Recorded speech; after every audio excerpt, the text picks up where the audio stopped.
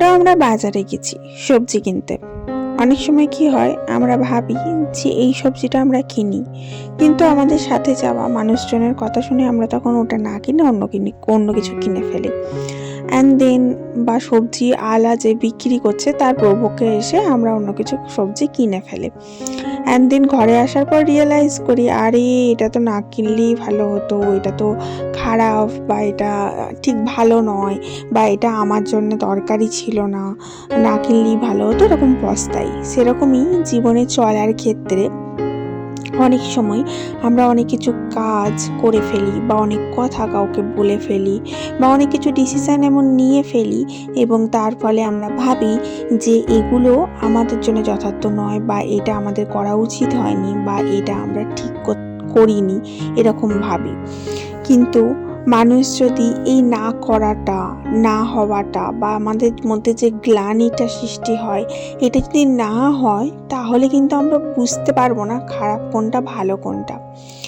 এই জীবনে চলার পথে এই অভিজ্ঞতাগুলো হয় বলেই আমরা বুঝতে পারি যে এই জিনিসটা খারাপ বা এই জিনিসটা ভালো নয়, এবং তারপরে সেই ঠকে যাওয়া থেকেই আমরা শিখি যে কোনটা ভালো বা কোনটা আমাদের জন্য ঠিক। Hello everyone, this is Ivy. Welcome back to my channel Isha's ডায়েরিজের একটা নতুন সকালে তোমাদের সকলকে ওয়ার্ম ওয়েলকাম জানাই। আমি আমার অভিজ্ঞতা দিয়ে বলছি। যদি ধরো, যখন আমরা প্রথম রান্না করতে শিখি, সেটা ছেলে হোক কি মেয়ে হোক, তখন অনেক সময় আমরা খাবারে নুন বেশি দিয়ে ফেলি, বা অনেক সময় আমাদের হাতে ফোস্কা পড়ে যায় গরম তেলের ছিটকে লেগে, অথবা কখনো কখনো গরম জিনিসে হাত দেওয়ার ফলে হাত লাল হয়ে পুড়ে যায়।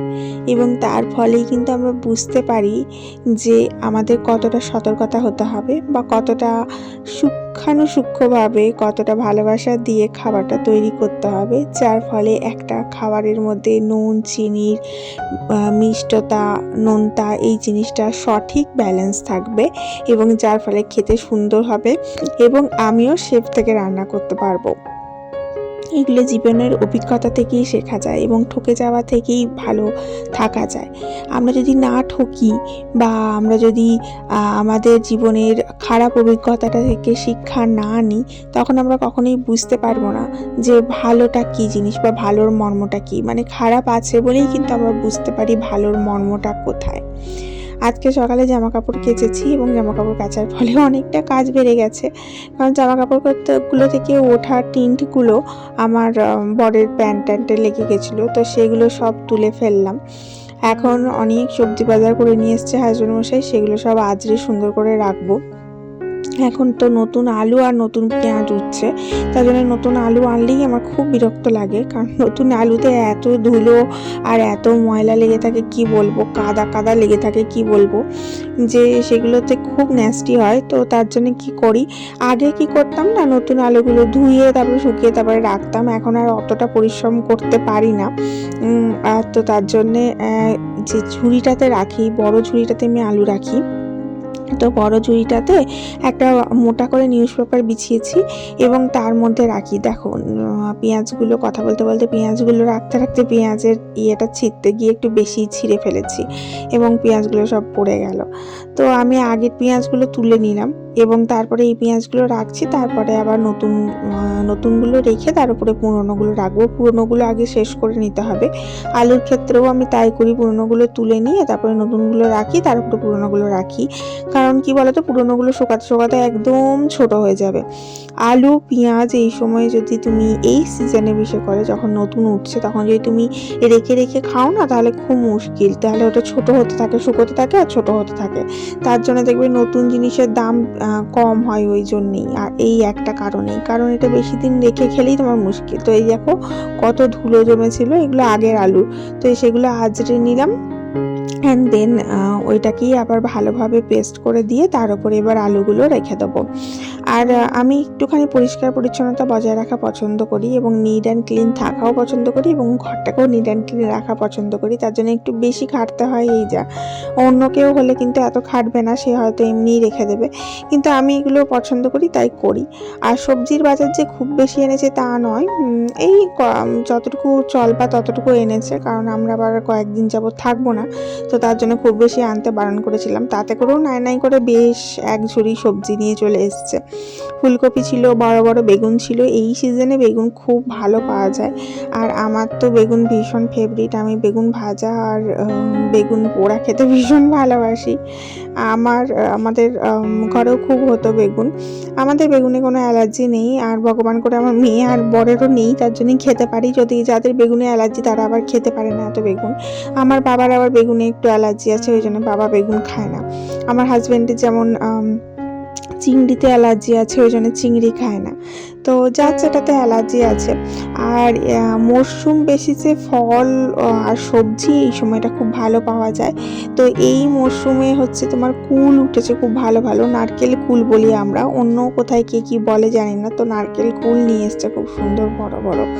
তো যাই হোক, কয়েকটা আলু দেখো একদম শুকিয়ে ছোট হয়ে গেছে, এটা আলাদা করে প্যাকেটে রাখলাম। ওগুলো আলাদা করে দেবো আগে, তারপরে আবার নতুন আলুগুলো ধরবো। আর বেগুনের সাইজগুলো দেখো, বাপরে কত বড় বড়। আমার তো বেগুনগুলো দেখে কি আনন্দ হচ্ছে কি বলবো, কারণ এই বেগুনগুলো পোড়া খেতে দারুণ লাগবে, ভীষণ ভাল লাগবে। যাই হোক, আর এই দেখো এখানে শসা নিয়ে এসছে কতগুলো। ঠান্ডাতে তোমরা হয়তো বলবে শসা কেন খাচ্ছ, আসলে শসাটা খেতে বেশ ভাল লাগে, একটু খাবারের সাথে স্যালাড হলে বেশ ভাল লাগে না। শসা, টমেটো, পেঁয়াজ, একটু কাঁচা লঙ্কা কেটে নিয়ে, আর তারপরে গাজর, টমেটো এই সমস্তগুলো কেটে নিয়ে বেশ ভাল লাগে। আমি না বিটটা একদম খেতে পারি না, ওই জন্য বিট আমি আনা করে নাই। গাজরটা খাই, বাট বিটটা একদম খাই না। আমার শাশুড়ি মা না বিট গাজরের খুব তরকারি, ভাজা এই সমস্তগুলো করতো। আমার বড় খেতে ভীষণ পছন্দ করে, বাট আমি ভালোবাসি না। আর এই দেখো কি নিয়ে এসছে, এটা হচ্ছে আমার সব থেকে ফেভারিট জিনিস, জানো আমি এত খেতে ভালোবাসি, বাট ভীষণ দাম, এখন ভীষণ কস্টলি, সোনার মতো দাম, বাট তবুও আমার জন্য নিয়ে এসছে। এটা হচ্ছে তোমার লিকলিকে ডাঁটা, সজনে ডাঁটা, ঠিক এই সময়টাতেই পাওয়া যায়, এরপরেই মোটা হয়ে যাবে। মোটা ডাঁটাগুলো আমি একদম পছন্দ করি না। এই লিকলিকে ডাঁটা দিয়ে ডাল খাবো, এই লিকলিকে ডাঁটা দিয়ে আলু দিয়ে পোস্ত খাবো, এই লিকলিকে ডাঁটার ঝালদা খাবো। আমার তো ভীষণ ভীষণ পছন্দের একটা সবজি এটা, আমার খুব ভালো লাগে। অ্যান্ড ও এসেই আমাকে বলছে যে তোমার ফেভারিটটা নিয়ে আসছি। যাই হোক, ওকে কম করে সবজি আনতে বলেছিলাম, কারণ বেশি দিন যাবত আমরা থাকবো না, পরীক্ষা মেয়ের এক্সাম হলেই বেরিয়ে যাব। তো সেই নাই নাই করে এক ঝুড়ি নিয়ে এসছে, এর মধ্যে খানিক থাকবে আর খানিক আমাকে আবার যাওয়ার সময় একে ওকে তাকে দিয়ে চলে যেতে হবে।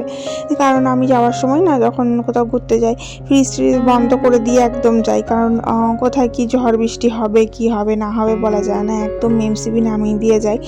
তার জন্য আমি ফ্রিজে কোনো কিছু রাখি না, যেগুলো শুকনো জিনিস ডাল টাল চাল টাল থাকে সেগুলো রাখি, এমনি সবজি পাতি কোনো কিছু রাখি না, ইভেন আদা কাঁচা লঙ্কা কোনো কিছুই রাখি না, সব কিছুই দিয়ে দিই, শুধু আলু পেঁয়াজটা থাকে, আলু পেঁয়াজটা তো আর নষ্ট হয় না। যাই হোক, এগুলো ধোবো, সব ব্যবস্থা করে রাখলাম। আর এইদিকে দেখো একটুখানি পরিষ্কার করে নিচ্ছি, আর তোমাদেরকে দেখাচ্ছি এই যে ধনে পাতাগুলো আছে, ধনে পাতাগুলো এরকম করে আটিটা খুলে নিয়ে এটাকে এইভাবে প্যাকিং করে ফ্রিজে ঢুকিয়ে রাখি, অনেকদিন ভালো থাকে। দুটো ফুলকপি এনেছে, দুটো রাখবো। আর এখানে ওই যে বলছিলাম না, কুল নিয়ে এসছে, খুব সুন্দর নারকেল কুল, জানি না তোমাদের ওখানে কার কি বলে, আমরা তো নারকেল কুলই বলি। এগুলো ভীষণ রসালো হয়, ভীষণ টেস্টি হয়, এই মরশুমের ফল এগুলো হচ্ছে, ঠিক আছে। আর আমরা বিশ্বাস করি যে সরস্বতী পুজোর আগে, বাঙালিরা আর কি মানি যে সরস্বতী পুজোর আগে কুল খাবো না, সরস্বতী পুজোর পর খাবো। এই সময় কুলের টক বা চাটনি খেতেও ভীষণ ভাল লাগে, বাট আমি আবার ওটা বানাতে পারি না, কি করব, কেউ বানিয়ে দিলে ভাল লাগে বেশ খেতে। তো যাই হোক, মোটামুটি এগুলো সব আজরাজি করে নিলাম। এবার এই জায়গাটা পরিষ্কার করে নেবো, অ্যান্ড দেন চান টান করতে যাব। তার আগে সবজিগুলো ধুয়ে ভালোভাবে বারান্দাতে দিয়ে দেবো একদম শুকিয়ে যাওয়ার জন্য। আমার এই অভ্যেসটা না আমি করোনার সময় থেকে করেছি, এখনও পর্যন্ত মেনটেন করছি। আমি একদমই মানে আনলাম, এনে ফ্রিজে ঢুকিয়ে দিলাম, এটা একদমই করি না। ওই ধুয়ে তারপরে পরিষ্কার করে শোকাই, অ্যান্ড দেন তারপরে তুলে রাখি। অনেক ঘরে কাজের লোক থাকে, কাজের লোকরা এই সমস্ত কিছু করে দেয়, কাটা বাটা করে দেয়। তো আমি এসব করি না, কারণ আমার মনে করি যে নিজের শরীরটাকে যত বেশি খাটাবো তত আমি সুস্থ আর স্বাভাবিক থাকবো। আর এই দেখো এটা আজকে না তাড়াহুড়োর মধ্যে কি করব বুঝতে পারলাম না, ঝোল ঝাল, তার জন্য না এটা একটা করে নিলাম নিজের মতো করে রেসিপি, কোনো কিছু নেট ফেট দেখে করা নয়, নিজের মতো করা। এটা হচ্ছে পেঁয়াজ আর গাজরটাকে ভেজেছি, আর পেঁয়াজগুলো হচ্ছে পেঁয়াজ কলির পেঁয়াজ, এমনি পেঁয়াজ নয়। আর তার মধ্যে মাছ ভেজে এটাতে অ্যাড করেছি, আর তার মধ্যে ধনে পাতা দিয়েছি, কাঁচা লঙ্কা দিয়েছি, আর নুন আর চিনি দিয়েছি। আর ভীষণ টেস্টি লাগছিল খেতে। তোমরা যদি মাছ ভাজা কেউ খেতে না চায় বা মাছ খেতে না চায়, এইভাবে খাওয়াতে পারো, ভীষণ টেস্টি লাগছিল।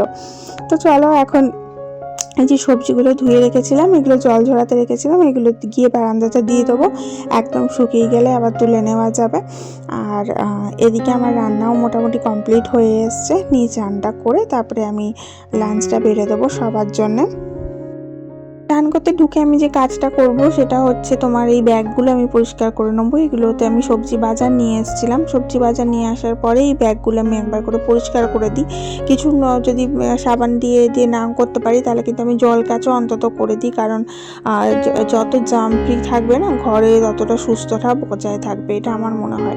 যাই হোক, তোমরা যারা ভিডিওটা দেখছো তারা প্লিজ একটু লাইক করে দিও, আর প্লিজ ভিডিওটা একটু শেয়ার করে দিও। আর যারা এখনো পর্যন্ত সাবস্ক্রাইব করোনি অবশ্যই চ্যানেলটা সাবস্ক্রাইব করে পাশে থাকা বেল আইকনটা ক্লিক করে দিও, তাহলে ভিডিও ছাড়ার সঙ্গে সঙ্গে তোমরা একটা ছোট্ট নোটিফিকেশন পাবে এবং ভিডিওটা চটাপট দেখে নিতে পারবে। ব্যাগগুলো কাচতে একদমই কষ্ট হয় না, জাস্ট একটুখানি সাবান বুলিয়ে ব্রাশটা একটু ঘষে দিলেই সুন্দর পরিষ্কার হয়ে যায়। কিন্তু এইটুকু কাজই অনেকের কাছে অনেক বড় মনে হয় এবং করতে চায় না, তার ফলেই কিন্তু ঘরে জাম থাকে এবং অসুস্থতা বেশি হয় ঘরের বাচ্চাদের। তার জন্য এই ছোট ছোট জিনিসগুলো খেয়াল রাখা কিন্তু খুব দরকার বলে আমার মনে হয়, তার জন্য আমি এগুলো মেনটেন করি। যতবারই ও বাজার নিয়ে আসে আমি একবার করে পরিষ্কার করে দিই ব্যাগগুলো। তার জন্য আমার দেখবে সবজির ব্যাগ যেমন লোকের হয় খুব নোংরা হয়, পুরনো তেল চিটে এরকম হয়ে যায়, নোংরা হয়ে যায়, ধুলোবালি লাগা, কিন্তু আমার ব্যাগ একদম পরিষ্কার পরিচ্ছন্ন থাকে। এখন স্লিপারগুলো পরিষ্কার করে নিচ্ছি, এগুলো আমার হাজব্যান্ড পরে থাকে, আর আমিও যেগুলো পরে থাকি সেগুলোও প্রতিদিন একবার করে পরিষ্কার করে নিই। অ্যান্ড দেন তারপরে আমি চানটা করবো।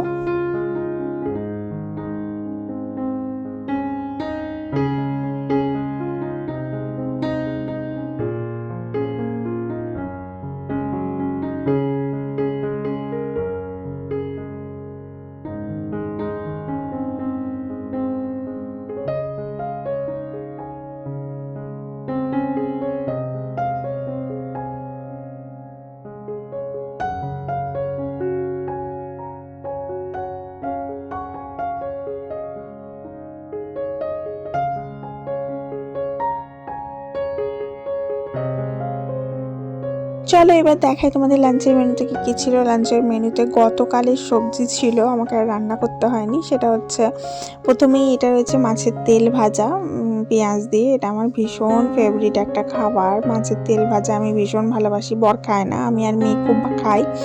এখানে ফুলকপি আলুর একটা তরকারি ছিল, একটু গাজর একটু মাখা মাখা এরকম একটা তরকারি, আর এখানে চাটনি ছিল, আর টক দই ছিল, আর এখানে ওই যে ভাজা মাছটা ছিল যেটা তোমাদের দেখালাম। বা মেয়েটা খেয়ে নিয়েছে, এখন আমরা খাবো আর কি।